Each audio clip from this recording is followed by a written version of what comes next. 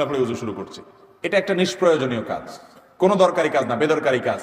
আপনি যদি সুন্নাহ সম্মত গোসল করেন তাহলে গোসলের সাথে বাই ডিফল্ট উযু অটোমেটিক হয়ে যায়, আলাদা করে উযু করার আর দরকার।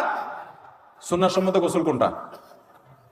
আপনি গোসলের জন্য যখন ওয়াশরুমে ঢুকলেন, প্রথম কাজ হবে শরীরে বা কাপড়ে কোনো জায়গায় নাপাক থাকলে সেই নাপাকটাকে ডলে আগে ধুয়ে ফেলা। ভালো করে ডলে পরিষ্কার করে ফেলছেন, আলহামদুলিল্লাহ, প্রথম কাজ শেষ। এরপর দ্বিতীয় কাজ কি? এবার দুই হাতের কবজি ভালো করে ধুয়ে কুলি করেন, নাকে পানি দেন, মুখ ধোন 3 বার, হাতের কনুই পর্যন্ত 3 বার ধোন, দুনো হাত, মাথা মাসা করেন। ওযুর সব কাজগুলো শেষ, শুধু একটা বাকি আছে, পা ধোয়া। পা ধোয়াটা থাকুক বাকি। এবার আপনি মাথায়, কাঁধে, শরীরে পানি ঢেলে গোসল করেন।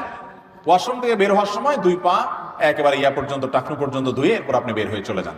তাহলে ওযু এবং গোসল একসাথে হয়ে গেছে, আলাদা ওযু করার দরকার নাই।